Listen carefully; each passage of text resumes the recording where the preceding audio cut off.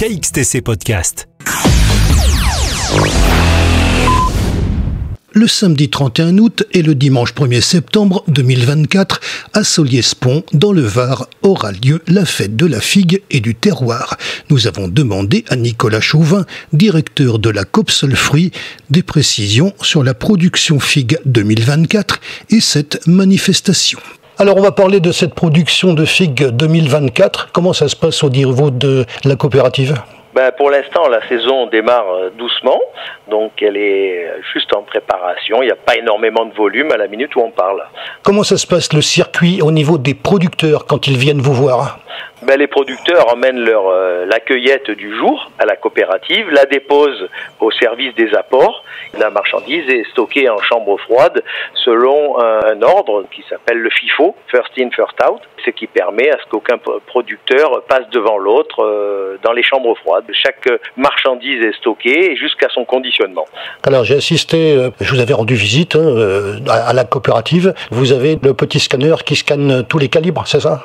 Ce que vous appelez un scanner est qu'on fait du calibrage avec du tri optique, c'est-à-dire que chaque ligne a 4 caméras qui scannent toutes les figues et en fonction de ces caméras, on arrive à scanner 600 figues à la minute.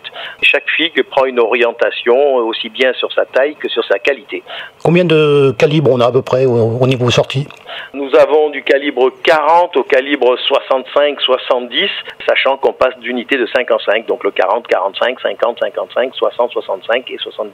Ça sort de la coopérative, ça va où après ? Dans les centrales d'achat, comment ça se passe ? Alors chaque figue sortant qui répond à un calibre et une qualité, notamment l'AOP par exemple, va être emballée dans un plateau conformément au cahier des charges de l'AOP, et ce plateau va être préparé dans une zone et on va attendre la commande des clients, donc la grande distribution majeure partie, il y a aussi également des grossistes sur des différentes mines comme Rungis, comme Lyon, différentes mines de France.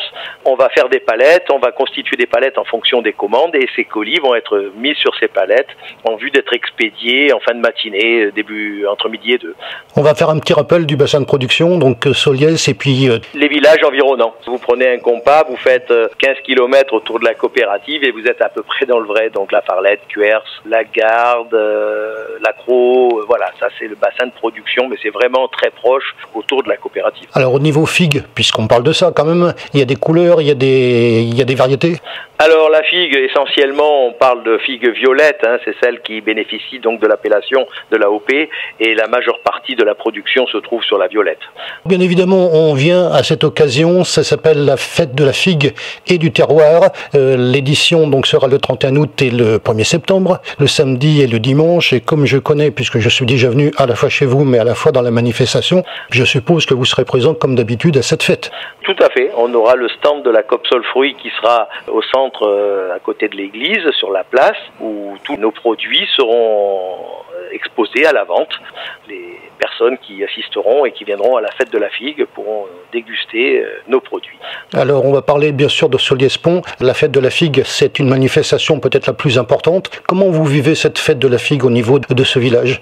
C'est un week-end intense pour tous les acteurs qui ont géré l'organisation, qui ont préparé l'événement. Nous, les acteurs qui participons, je dirais, sur l'aspect présence commerciale, c'est vrai que c'est un week-end assez intense qui se situe bien évidemment, et c'est bien logique, en tout début de saison. Donc c'est vrai que c'est un événement qui nécessite de donner un petit peu de ressources, mais on est très heureux d'y participer et de pouvoir faire découvrir ce fruit emblématique de notre bassin de production.